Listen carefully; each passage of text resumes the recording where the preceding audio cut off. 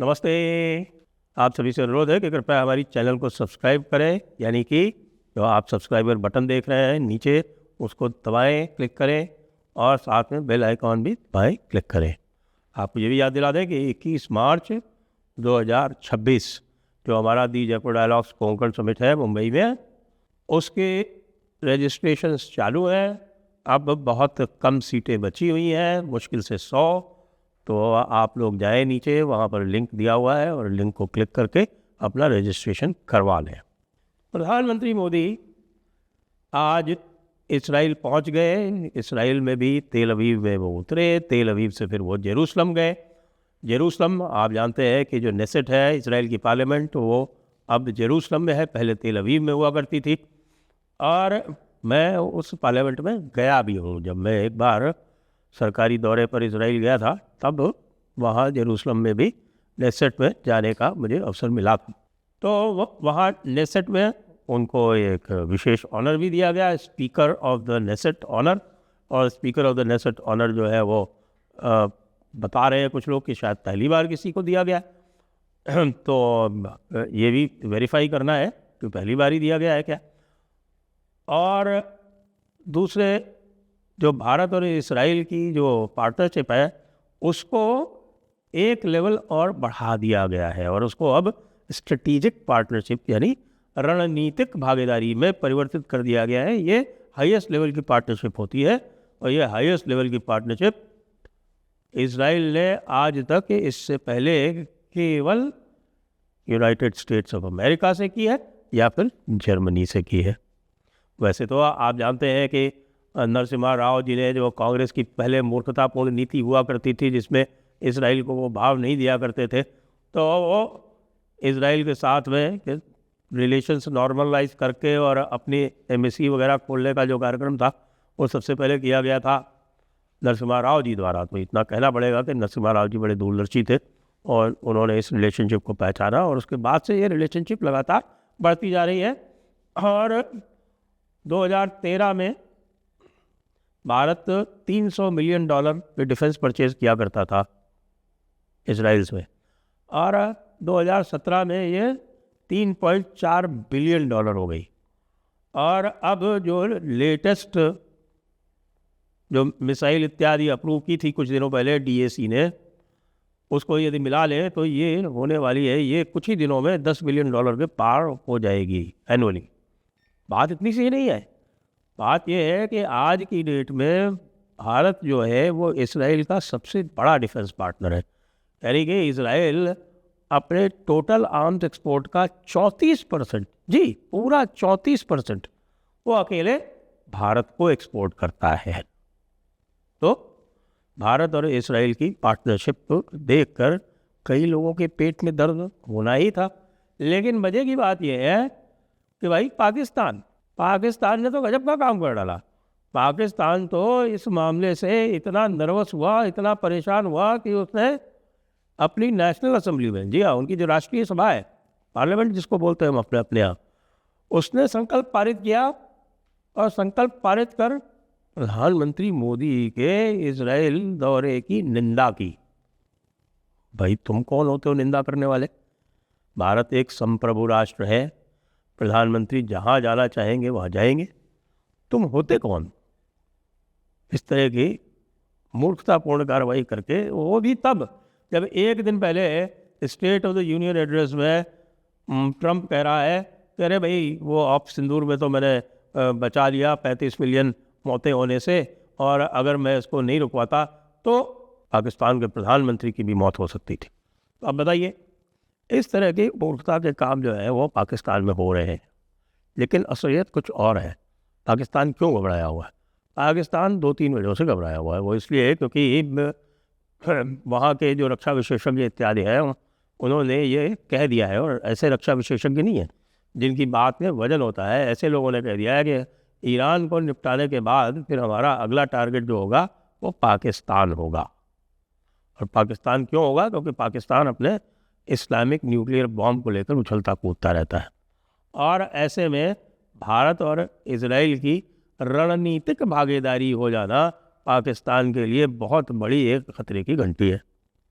दूसरी बात, उससे भी बड़ी खतरे की घंटी क्या है, देखिए ऑप सिंदूर में तो पाकिस्तान की पिटाई हुई सो हुई, लेकिन पाकिस्तान की पिटाई का सबसे बड़ा कारण ये था कि जो भारत की एयर डिफेंस थी वो बिल्कुल एक प्रकार से अभेद्य हो गई थी, इम्प्रेग्नेबल जिसको बोलते हैं। तो उस अभेद्य एयर डिफेंस में हर लेयर पे बिल्कुल लेयर्ड एयर डिफेंस थी, और उस लेयर्ड एयर डिफेंस में देखिए इन्होंने जो बैलिस्टिक मिसाइल छोड़ी उसको तो हमारे आकाश एयर डिफेंस सिस्टम ने उड़ा दिया। उसके बाद फिर इन्होंने जो ड्रोन से इत्यादि भेजे, तो ड्रोन्स जो थे, जो बड़े ड्रोन्स थे, उनको तो हमारे जो और जो सिस्टम्स थे, लेयर्ड सिस्टम्स थे, उन्होंने उड़ाया। बराक मिसाइल्स वगैरह भी थी, उन्होंने भी किया। लेकिन उसमें जो और जो छोटे छोटे जो थे, ये बारात वाले जो ड्रोन आते हैं, उस तरह के जो ड्रोन उन्होंने सीड के लिए, जिसको बोलते हैं saturation of enemy air defence, उसके लिए जो भेजे थे, उसको तो हमारे 5 किलोवाट वाली जो लेज़र बीम सिस्टम था उसका उसमें उपयोग किया गया, उसने उड़ाया। और उसके अलावा तो भार्गवास्त्र का भी ट्रायल किया गया। भार्गवास्त्र जो है वो हिट करके डिस्ट्रॉय करता है ड्रोन्स को। और जो हमारी जो पुरानी गन्स थी, एंटी एयरक्राफ्ट गन्स, उनका उपयोग किया गया, बिल्कुल लो कॉस्ट ऑप्शंस। और आपको पता है S-400 का उपयोग कहाँ किया गया। तो ये सब देख के वैसे ही पाकिस्तान आतंकित था, क्योंकि डिफेंस में पहले बढ़िया डिफेंस करके और उसके बाद फिर ज़बरदस्त अटैक करके उनके 11 एयर बेसिस डिस्ट्रॉय करके, और उनके किराना जो न्यूक्लियर वेयर हाउस है उनका, न्यूक्लियर बॉम्ब्स का, उससे अटैक करके भारत ने पाकिस्तान को बिल्कुल एक प्रकार से धरती पर ला दिया। और उसी के बाद वो पैर पकड़ते हुए पाकिस्तान के पास गए थे। अब क्या है, जो पाकिस्तान को सबसे ज़्यादा जो परेशानी आ रही है वो ये है कि 2 मेजर सिस्टम्स जो हैं इसराइल के पास, वो दोनों जो सिस्टम्स हैं वो भारत को देने की बातचीत हो गई है। ना केवल देने की बातचीत हो गई है, बल्कि उसके यहाँ पर उसका जो प्रोडक्शन है उसकी भी बातचीत हो गई। बहुत सारे मिसाइल सिस्टम्स हैं, वो तो पहले से ही चल रहे हैं, आपको पता है। बराक मिसाइल्स तो भारत में ही बनती है। इसके अलावा उनकी स्कैल्प है, हैमर है, और आइस ब्रेकर है। इस तरह की बहुत सारी मिसाइल्स जो है वैसे ही हम ले रहे हैं। अब ये आयरन बीम और आयरन डोम, ये आयरन बीम और आयरन डोम जो है, ये दोनों टेक्नोलॉजी आपको पता है कि बहुत अच्छी तरीके से रॉकेट फोर्सेस वगैरह जो है वहाँ की, उसके लिए वो यूज़ करते रहे। और अब उन्होंने बना लिए आयरन बीम।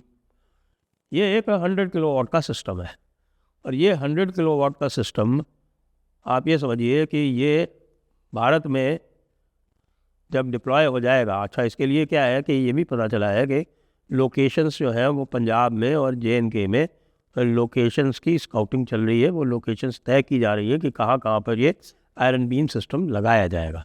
तो आयरन बीम सिस्टम का क्या है कि ये इनकी जो शॉर्ट रेंज बैलिस्टिक मिसाइल्स हैं, ये फतेह 2 टाइप की, इनका इंतज़ाम कर देता है। और लेकिन ड्रोन्स के लिए तो हमारे पास है, हमने तो 30 किलोवाट वाले सिस्टम्स की भी टेस्टिंग कर ली, तो इसलिए ड्रोन के लिए इसकी आवश्यकता नहीं है। ये जो है ये MLRS यानी MRLS, multi rocket launching system. तो मल्टी रॉकेट लॉन्चिंग सिस्टम होते हैं ना, आपने देखे होंगे ना कि एक के साथ एक के बाद एक रॉकेट्स फायर हो रहे हैं सिस्टम्स में से, तो उसको बोलते हैं MRLS या मल्टी रॉकेट लॉन्चिंग सिस्टम। तो मल्टी रॉकेट लॉन्चिंग सिस्टम के जो रॉकेट्स हैं उनको ये इंटरसेप्ट कर सकता है, प्लस जो शॉर्ट रेंज बैलिस्टिक मिसाइल्स हैं उनको ये इंटरसेप्ट कर सकता है। और उसके अलावा जो क्रूज मिसाइल्स हैं इनकी, जो फतेह 4 क्लास है पाकिस्तान की जो क्रूज मिसाइल है, उसके अलावा एक तैमूर करके इनकी क्रूज मिसाइल है, इन क्रूज मिसाइल्स को भी ये आयरन बीम सिस्टम जो है ये इंटरसेप्ट कर सकता है। इसका बहुत पावरफुल रेडार है, और ये रेडार करके, और ये आपको पता है कि स्पीड की तो कोई बात ही नहीं है, क्योंकि जो बीम वाला सिस्टम है वो तो लाइट की स्पीड से चलता है। तो वो कितनी भी फास्ट हो, हाइपरसोनिक हो या कैसी भी हो, एक बार रेडार डिटेक्शन हो गया और होमिंग हो गई, और जैसे ही उसको लॉक हो गई बीम, उसके बाद तो उसका मरना निश्चित है। लॉक होने के बाद तो फिर कोई दिक्कत वाली बात ही नहीं है। और लॉक तो हो ही जाएगी, स्पीड इतनी है उसकी। हाइपरसोनिक कितनी क्या स्पीड है भैया, हाइपरसोनिक की अधिक से अधिक स्पीड होगी 8,000 किलोमीटर और ये है 3 लाख किलोमीटर। तो मामला जो है वो पाकिस्तान की समझ में आ गया है कि अब उनका कोई भी अस्त्र शस्त्र जो है वो काम नहीं आने वाला है। अच्छा, 300 किलोवाट का जो सिस्टम जो भारत बना रहा है, 300 किलोवाट के सिस्टम में अब इसराइल का वहाँ पर होगा एक कोऑपरेशन, और 300 किलोवाट का जो सिस्टम बन जाएगा तब तो ये जो एयरक्राफ्ट वगैरह है इनकी भी शामत आ जाएगी। अब बस ये है कि ये शॉर्ट रेंज सिस्टम है, ये लॉन्ग रेंज सिस्टम नहीं है। लॉन्ग रेंज के लिए तो जो हमारी BVRM वगैरह है वो वही है, और इनके पास भी एक बियॉन्ड विजुअल रेंज AAM है, एयर टू एयर मिसाइल, जो 250 किलोमीटर रेंज की है, और वो 250 किलोमीटर रेंज की उसको देने की बात हो रही है भारत। तो भाई जब इतनी बातें होंगी तो फिर पाकिस्तान की जो नेशनल असेंबली है वो निंदा प्रस्ताव मोदी के विरुद्ध क्यों नहीं पारित करेगी। जय हिंद, जय भारत, वंदे मातरम।